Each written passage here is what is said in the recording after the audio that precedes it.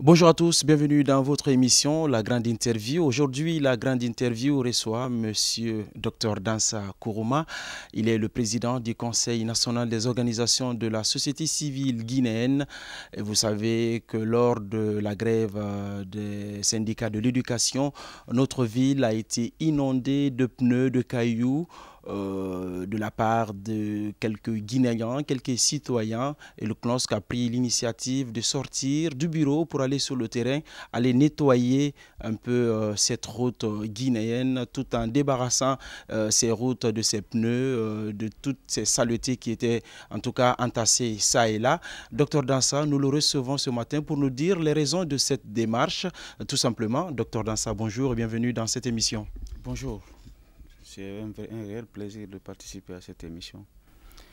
Alors, le but de notre mission était double. Premièrement, c'était une responsabilité citoyenne. Quand on est une organisation de défense des citoyens, ça veut dire en amont, vous faites la sensibilisation et en aval, vous les accompagnez dans des actes citoyens. Donc, au-delà de la sensibilisation que nous avons faite pour ne pas que les citoyens adoptent des comportements irresponsables, entre guillemets, nous avons voulu nous-mêmes descendre sur le terrain pour les montrer que la voie publique appartient à tout le monde.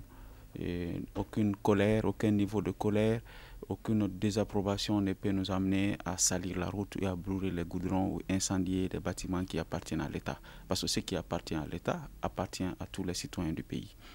Et nous avons lancé l'appel aux organisations membres du Conseil national et beaucoup ont répondu. Même les jeunes de l'Axe étaient au centre de cette campagne de mobilisation, ce qui est l'élément nouveau dedans.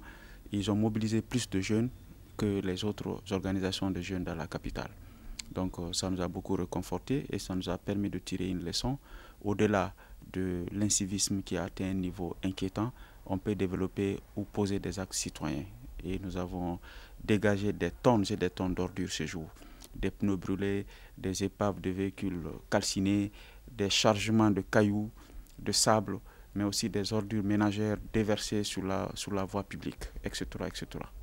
Certaines langues diront que c'est un acte démagogique, que vous auriez dû peut-être sensibiliser, comme vous avez dit, en aval ces jeunes avant qu'ils ne versent toutes ces ordures dans la rue. Sortir, c'est juste c'est un acte de matu vu. Que répondez-vous à ces personnes? Moi, je crois que dans une démocratie, chacun est libre de dire ce qu'il veut. Mais quand on fait la démagogie, c'est pour plaire à qui? Est-ce que c'est pour avoir des postes ou bien pour avoir quoi? Alors si c'est dans ce sens-là, l'activité du conseil n'est pas faite pour séduire les autorités. Non, au contraire, c'est pour donner l'exemple aux citoyens. Et pourquoi pas séduire les citoyens? Parce que nous travaillons pour eux. Leur regard sur notre façon de faire est important. Mais c'est les citoyens du quartier eux-mêmes qui sont sortis nettoyer. Ça prouve que le conseil a une capacité de mobilisation. Nous avons prévu au départ 160 personnes, on a mobilisé 800 personnes. Donc ça veut dire essentiellement que les populations, au-delà de leur méfiance vis-à-vis de l'action publique, sont aussi intéressées à la propriété de leur quartier, sont intéressés à la propriété de la route, parce que Bambeto, après notre passage, était devenu fréquentable. Donc il y a même des agents de la police routière qui sont venus nous aider. Donc il y a encore, c'est pourquoi le slogan de la campagne était de réveiller le civisme en nous. Mais ils diront, mais le CNOCS, l'essentiel de l'action du CNOCS, c'est la sensibilisation. Nous avons des centres d'éducation civique dont l'un des axes était la gestion de l'assainissement et de la sécurité dans les 5 communes de Conakry. Le CNOCS a des centres d'éducation civique, alors, mais aussi dans les 33 préfectures et dans les 8 chefs-lieux des 8 régions administratives. Donc en amont, on est présent, mais aussi en aval, on est présent. Alors, on peut s'asseoir à la maison pour traiter les autres de tous les maux. Mais nous sommes tous les citoyens de ce pays, c'est ceux qui vont poser les actes, c'est eux qui seront reconnus demain. Ceux qui vont poser des actes, c'est ceux qui vont être reconnus demain. Il l'a dit dans sa Kourouma. Alors, qu'est-ce qui est devenu alors cette journée décrétée par le ministre Khalifa Gassama Diaby quand on observe à tout moment, quand il y a des manifestations politiques, des jeunes sortent pour faire ce qui s'est passé et vous êtes venu pour encore réparer. Est-ce que vous pensez que votre acte peut se limiter qu'à ce moment de sensibilisation à chaque fois quand il y a des manifestations? Non, c'est une action systémique. C'est-à-dire, pour changer de mentalité, ça demande des étapes. D'autres diront le changement de comportement. Il y a une période d'information sur le comportement, sur le mauvais comportement, mais également son impact sur la vie de la personne et sur la vie de son milieu et de son pays. La deuxième étape, c'est la sensibilisation de la personne. Donner des informations pour qu'elle prenne conscience, n'est-ce pas, de ces réalités. Et la troisième chose, c'est les tentatives d'action positive. Quand la personne est sensibilisée, elle tente d'aller de l'avant. Là aussi, vous devez venir les accompagner en les mettant sur le droit chemin. Ces jeunes vous ont-ils donné des garanties? Nous avons eu des interlocuteurs fiables sur l'axe, c'est ça la vérité. Nous avons eu des jeunes à Bambeto, notamment le jeune Babin Isso et autres. Ils nous ont montré vraiment leur bonne foi. Parce que quand nous avons mis les ordures dans les sachets noirs, la population, ça fait 2-3 jours, les autorités ne sont pas venues enlever. Pourtant, dans le contrat avec le gouvernorat, était de remettre des camions à disposition pour que quand nous collectons les ordures, nous balayons, nous collectons, nous mettons dans des sachets et ils viennent transporter. Ça fait 2-3 jours, ça n'a pas été transporté. C'est les mêmes jeunes de Bambeto qui se sont organisés pour déplacer des charrettes et payer à leurs frais pour enlever les ordures au grand rond-point. Moi, je dirais en ce moment que je suis très soulagé. Mais la société civile, ce n'est pas les feux de paille. Non. C'est une journée qui sera institutionnalisée dans la société civile. Nous le ferons dans un premier temps tous les 3 mois. Déjà, il y a des partenaires même qui sont intéressés à accompagner l'initiative. Donc, nous allons commencer à discuter avec eux. Et chaque 3 mois dans un premier temps, pendant l'année 2017 et l'année 2018, nous allons faire chaque mois. Et vous allez recevoir nos courriers. On veut bien voir Lamine Girassi avec son balai, ou les Abouakar, les Ruby qui parlent beaucoup, pour qu'au-delà, derrière le micro, qu'il y ait une action positive aussi, être aussi sur le terrain, pour montrer, on reconnaît le maçon au pied du mur. Donc c'est ça. Moi j'ai trouvé beaucoup d'intérêt dans ce travail. Imaginez, c'est pourquoi tout le monde n'avait pas de t-shirt. On a prévu 160 personnes. C'est une initiative qui a été prise dans un premier temps, la Jeune Chambre internationale, le Forum des jeunes de la société civile, le Balai citoyen et le CNOX. 160 personnes qu'on a mobilisées. Mais au-delà, avant la veille même de l'événement, on avait plus de 1000 inscrits. Et ce n'était pas payé. Donc je pense qu'il faut tenir le cap. La menace sérieuse qui est sur la Guinée, on parle de la malgouvernance, on parle d'autre chose, de l'impunité, tout ça, c'est bon. C'est un mal commun à l'Afrique, d'ailleurs aux pays sous-développés. Mais l'incivisme, c'est la plus grande menace contre la Guinée. Ceux qui sont au pouvoir sont des citoyens. Ceux qui sont gouvernés sont des citoyens. Alors, comment faire l'équilibre? C'est d'avoir des valeurs citoyennes partagées pour que chaque Guinéen reconnaisse la différence entre ce qu'il faut faire et ce qu'il ne peut pas faire. Pour que chaque Guinéen connaisse la limite entre le bien privé et le bien public. Pour que chaque Guinéen fasse la différence entre l'intérêt personnel et l'intérêt général. Pour moi, si nous réussissons à inculquer ça dans la tête de la nouvelle génération, on peut espérer avoir une Guinée dans 10 ans, 20 ans, une Guinée émergente, autour des valeurs démocratiques sûres, mais aussi autour d'impact économique important. Docteur, je trouve paradoxal la démarche de ces jeunes qui se sont réveillés pour rien, pour vous aider à débarrasser un peu ces routes de ces immondices, tout en me référant à me poser justement, plutôt à me poser cette question, est-ce qu'ils vous ont dit ce qui leur pousse à chaque fois quand il y a des manifestations à faire de tels actes sur nos routes? Est-ce qu'ils vous ont dit les vraies raisons? Écoutez, je me rappelle très bien, j'ai fait une intervention sur le site Mosaïque où j'ai dit que l'injustice sociale amène la défiance de l'autorité. Quand les populations se sentent défavorisées, c'est-à-dire les percées économiques, l'amélioration des indicateurs économiques n'impactent pas sur le quotidien des populations, les gens défient l'État. Donc ces jeunes sont marginalisés? Les jeunes de Bambeto sont des jeunes, si la plupart des jeunes guinéens déjà, la couche la plus marginalisée en Guinée, c'est les jeunes. Mais les jeunes aussi les plus marginalisés à Conakry, c'est les jeunes de l'axe Amdala et Bambeto. Parce qu'on les considère comme des jeunes violents. Pourtant, il y a des jeunes dedans, des grands intellectuels, des avocats, des gars qui ont des hautes fonctions, qui travaillent dans des grandes boîtes au niveau privé et public, qui sont sur l'axe et qui sont des responsables là-bas. Alors, je vais vous dire, il y a un déficit de confiance entre les jeunes à la base et l'État. Et ce déficit de confiance est galvanisé par les discours politiciens, parce que ça plaît une opposition qui veut conquérir le pouvoir, vaille que vaille, utilise parfois des points de faiblesse, des points de déclive, comme on le dit les médecins, de l'État pour enfoncer. Mais il faut comprendre, quand on cultive l'incivisme, on récolte la violence.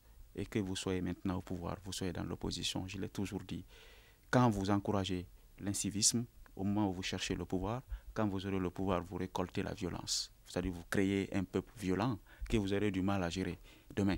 Donc c'est pourquoi... Vous vous adressez à qui? À l'opposition ou la mauvaise? Toute la classe politique.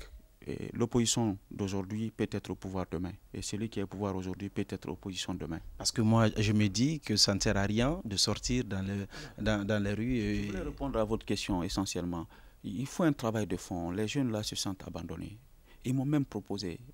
Et vous saviez que j'étais sur le terrain le lundi, pour aller ramasser les corps. C'est moi qui ai ramassé les corps dans ma voiture pour les déposer à la morgue. Et certains blessés, que j'ai secourus avec mes moyens de bord. Mes moyens de bord pour qu'ils reçoivent des soins, payer des ordonnances. Mais ce que j'ai constaté, ils sont même prêts. Ils m'ont demandé de leur donner des gilets de la société civile pour que désormais, quand il y a les manifestations, ils vont sortir pour sécuriser, n'est-ce pas, les lieux sensibles du quartier, pour éviter que des jeunes quittent ailleurs pour venir agresser. Je vous dis ceci, j'ai vécu, on ne m'a pas raconté. La plupart des actes violents qui sont commis ne sont pas commis par les jeunes de la place. C'est commis par des jeunes qui quittent d'autres endroits pour venir attaquer. Ça, je l'ai vu et c'est sûr. Bambeto, j'ai vu par exemple des jeunes qui ont quitté les coins de Demoudoula, des coins éloignés, aux confins de Koloma, pour regagner le carrefour de Bambeto, vers la mosquée turque qui est en construction, et pour commencer à lapider vers Bambeto. Alors, c'est pour vous dire, les jeunes sont pris dans un feu d'action qui fait qu'ils ne peuvent pas contenir la situation. Mais j'ai pris l'engagement au nom du Conseil que je vais former des jeunes à la non-violence pour que quand il y a des événements, parce qu'il en aura toujours dans une démocratie, il aura le mécontentement, tant que le gouvernement ne fait pas assez, n'est-ce pas, pour être équitable, pour développer des infrastructures sur ces coins. Rentrez aujourd'hui à l'intérieur de Bambeto, il n'y a pas d'école publique, vous ne trouverez pas de centre de santé. Et les routes à l'intérieur ne sont pas goudronnées, c'est une urbanisation sauvage qui ne dit pas son nom. Donc, l'ensemble de ces éléments sont des facteurs déclencheurs de la violence. C'est les phénomènes de banlieue que nous avons étudiés dans certaines universités, ça existe partout. Alors, il faudrait bien un plan Marshall pour réaliser équitablement des infrastructures, pour réaliser des écoles, pour qu'un programme d'éducation civique, ce que je reproche à ce gouvernement, c'est du fait de considérer l'éducation civique comme le dernier de ses priorités. Docteur, vous, à votre niveau, au niveau du CNOS, qu'est-ce que vous êtes en train de faire? Parce qu'au-delà de la sensibilisation, au-delà de venir voir ces jeunes, ils attendent de vous que vous bousculez un peu ces autorités à travers des actes concrets pour que toute cette volonté, tous ces vœux se concrétisent. Et le Conseil national, d'ailleurs, toutes les plateformes de la société civile souffrent des mêmes problèmes. Parce que le budget de l'État est considéré comme la propriété de l'exécutif et du législatif. Tant qu'on ne fait pas, quand je parle d'éducation civique tout à l'heure, non, pour le cas de la Guinée, ça ne s'adresse pas aux jeunes, ça s'adresse aussi à ces cadres guinéens, ça s'adresse à l'élite.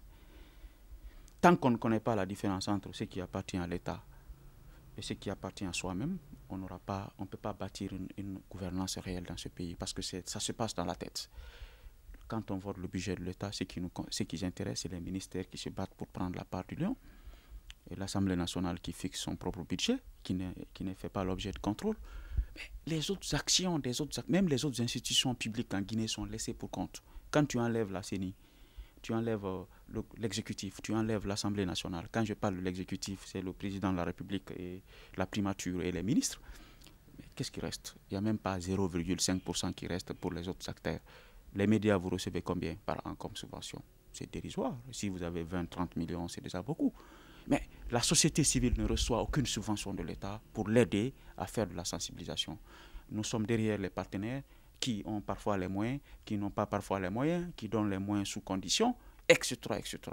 Il faut un travail de plaidoyer tous les acteurs guinéens doivent comprendre aujourd'hui que la société civile vaut la peine dans une démocratie. Ce n'est pas en Guinée, c'est partout. Elle doit bénéficier des moyens qu'il faut pour faire des travaux, même si des travaux d'intérêt public. Et on va bousculer l'État, on va faire du lobbying. Seulement notre société civile est créditée d'être politique. Oh, je suis désolé. En tout cas, le CNOCS n'est pas politique. Nous menons des actions politiques parce que quand on travaille sur la transparence électorale, quand on travaille sur la gouvernance démocratique d'une manière globale, on parle de politique publique. Le terme politique peut retentir. On se bat aussi pour la moralisation de la vie publique, ça. Mais le CNOSS que vous avez connu, où des cadres brillants étaient cooptés par le gouvernement pour occuper des postes, c'est le CNOSS révolu. Le CNOSS, sous notre leadership, c'est un CNOSS qui va rompre avec cette tentation d'occuper, de squatter des postes ministériels. Ça, je l'ai dit le jour de mon élection, ça fait déjà 3 ans, je suis là-dessus. Donc, et peut-être après notre mission d'acteur de la société civile, parce que ça donne de l'expertise, ça donne de la compétence, on peut être appelé à mettre ça à la disposition de l'État. Mais les postes constitutionnellement qui sont réservés pour la société civile dans une démocratie, ça, on enverra des gens. Mais on ne va pas couper l'indépendance qu'on a entre l'exécutif et la société civile et le politique. On est au carrefour, on est une instance de régulation de la vie publique d'une manière globale. Mais le Conseil national n'est pas une institution politique. Nous n'avons jamais soutenu un acteur politique et nous n'avons jamais milité dans un parti politique. Bref, ça, il faut que ça soit clair pour les mauvaises langues, comme vous les appelez. Nous ne sommes pas du tout impressionnés. Je rends visite à tous les leaders politiques dans le cadre de mon travail de veille, d'interpellation. Tous les leaders. D'ailleurs, je rencontre le chef de file de l'opposition le lundi pour des discussions. Je ne m'en cache pas du tout, c'est mon travail. Mais ce qui est pertinent, il faut que les Guinéens se lèvent.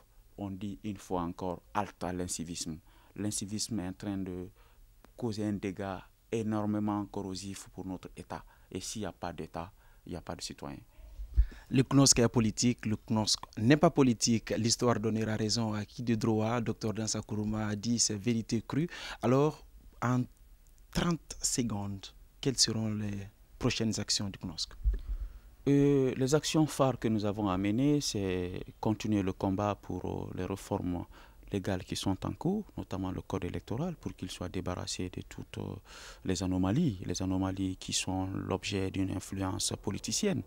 Et deuxièmement, encourager la candidature aux élections locales pour qu'au-delà des partis politiques qui veulent tout prendre, qu'on ait des citoyens responsables qui puissent se présenter à ces élections et briguer un mandat au niveau de leur collectivité. Et la troisième action que nous menons, c'est de travailler sur la transparence de ces élections locales et préparer les futures élections législatives, parce que nous sommes porteurs de réformes pour que prochainement le député ne soit pas seulement celui qui est présenté par un parti, que Banjou soit capable d'être député dans sa circonscription, même s'il n'appartient pas à un parti politique. Parce que nous donnons beaucoup de crédit aux députés uninominaux que des députés sur la liste nationale, parce qu'il ne s'agit pas d'une élection véritable. La dernière chose que nous sommes en train de faire, c'est de pérenniser la semaine du civisme et le travail que nous avons commencé dans le cadre du suivi des institutions et des politiques publiques. Les jours à venir, nous allons lancer une dynamique qui n'a jamais été lancée en Guinée et vous en serez informés. Promesse faite par Dr Dansa Kourouma. En tout cas, c'est justement cette promesse qui ferme porte-fenêtre à cette émission. Merci à tous de l'avoir suivi. Merci à Dr Dansa de nous avoir reçus chez lui. Merci à Kourouma Korea pour la caméra. Voilà, si nous sommes là, c'est grâce à lui. Merci à tous. Portez-vous où que vous soyez. Nous vous donnons rendez-vous la semaine prochaine avec une autre figure politique ou de société, en tout cas dans notre pays. Portez-vous bien où que vous soyez. Merci encore une fois.